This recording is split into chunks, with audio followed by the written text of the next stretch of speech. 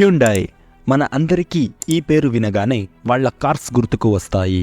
కానీ ఈ company famous అవ్వడానికి మరియు ఇంత పెద్దగా ఎదగడానికి హెల్ప్ చేసింది హ్యుండాయ్ ఆటోమొబైల్స్ కాదు, హ్యుండాయ్ కన్స్ట్రక్షన్ కంపెనీ అని మీలో ఎంతమందికి తెలుసు?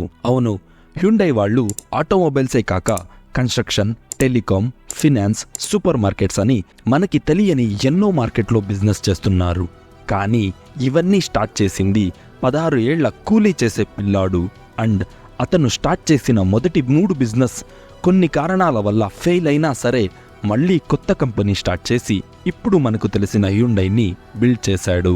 సో ఇవన్నీ ఎలా జరిగింది అండ్ ఇందులో మనం నేర్చుకునే బిజినెస్ లెసన్స్ ఏంటో తెలుసుకుందాం. Hello all, welcome to power to regrowth Telugu. Video నచ్చితే ప్లీజ్ సబ్స్క్రైబ్ చేసి సపోర్ట్ చేయండి. 1915లో కొరియాలో ఉన్న తోంగ్చాన్నాలో చాంగ్ జంగ్ యుంగ్ అనే వ్యక్తి ఉండేవాడు. అండ్ వాళ్ళ ఫ్యామిలీలో 7 మంది పిల్లలు. వాళ్ళంతా ఊరిలో కూలీ పని చేస్తే ఒక రోజుకి ఫ్యామిలీ మొత్తం భోజనం తినేకి డబ్బులు వస్తాయి. అంత పేద కుటుంబం వాళ్ళది. అతను బాగా చదివి టీచర్ అవ్వాలని ఆశ ఉండేది. కానీ తినేకి డబ్బులు లేని ఫ్యామిలీ చదివేది ఎలా అని చెప్పి అతను కూడా చిన్నప్పుడే కూలీ పని చేయడానికి స్టార్ట్ చేస్తాడు.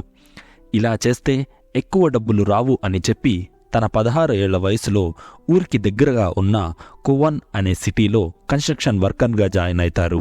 అండ్ అక్కడ చుంగ్కి సింగిల్గా ఉండి లైఫ్ని లీడ్ చేయడం ఎలా అని తెలిసింది. కానీ ఇదంతా వాళ్ళ నాన్నకి ఇష్టం లేదు. అందుకే ఒకరోజు సిటీకి వచ్చి చంగ్ని మళ్ళీ పల్లెటూరికి తీసుకువెళ్ళిపోతారు. మళ్ళీ ఇంటి నుండి తప్పించుకోవడానికి 2 సార్లు ట్రై చేస్తారు. కానీ అది వర్కౌట్ అవ్వలేదు. ఫైనల్గా చంగ్కి 15 వయసు వచ్చినప్పుడు వాళ్ళ నాన్నే చంగ్ని సియోల్ సిటీకి వెళ్ళి పని చేసుకో అని పంపించేస్తారు. అప్పుడు చంగ్ సియోల్ సిటీలో ఉన్న ఒక చిన్న రైస్ అంగడిలో డెలివరీ బాయ్గా పని చేయడం స్టార్ట్ చేస్తాడు. డెలివరీ చేసేటప్పుడు తను మాట్లాడే విధానం అండ్ సెల్ చేసే స్ట్రాటజీని చూసి ఆ షాప్ ఓనర్ చంగ్ని అకౌంటెంట్గా ప్రమోట్ చేస్తారు. అండ్ ఇది అయిన కొన్ని ఏళ్లకే వాళ్ళ ఓనర్ చనిపోవడం వల్ల ఆ షాప్ని చంగ్కే ఇచ్చేస్తారు. ఇంకా లైఫ్లో ఒక లెవెల్కి రీచ్ అయ్యాం అని అనుకునే సమయానికి జపాన్ అండ్ కొరియా యుద్ధం స్టార్ట్ అయ్యింది. అండ్ అక్కడ సోల్జర్స్కి కావాల్సిన ఫుడ్ కోసం దేశంలో ఉండే అన్ని రైస్ షాప్స్ని మిలిటరీ ఆధీనంలోకి తీసుకుంటారు. దీనివల్ల చంగ్ బిజినెస్ మూసివేయాల్సి వచ్చింది. మళ్ళీ ఊరికి వెళ్ళిపోయాడు. ఈ యుద్ధం సైలెంట్ అయిన తరువాత మళ్ళీ సియోల్కి వచ్చి ఉన్న డబ్బుల్ని బ్యాంక్లో చూపించి ఒక లోన్ని తీసుకొని 1940లో చిన్న కార్ మెకానిక్ షాప్ని స్టార్ట్ చేస్తారు. ముందుగా కస్టమర్స్ తక్కువ వచ్చినా కూడా చంగ్ పని త్వరగా చేయడం వల్ల బిజినెస్ ఎదగడానికి స్టార్ట్ అయ్యింది. కానీ అప్పుడే షాప్లో అయిన ఫైర్ యాక్సిడెంట్ నుండి షాప్ జొతలో కస్టమర్స్ కార్ కూడా కాలిపోయింది. దానికోసం మళ్ళీ ఇంకొక లోన్ని చేసి డబ్బులు కట్టారు.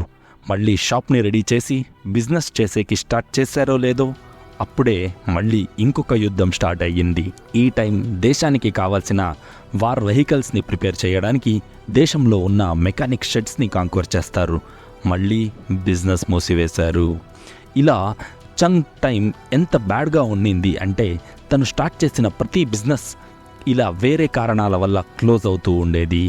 కానీ పట్టు వదలని చంగ్ యుద్ధం తరువాత మళ్ళీ గ్యారేజ్ని స్టార్ట్ చేసి హ్యుండాయ్ ఆటోమొబైల్స్ అని పేరు పెట్టాడు. అండ్ యుద్ధం వల్ల చాలా కార్లు చెడిపోయిన కారణం వీళ్ళ బిజినెస్ బాగా నడిచింది.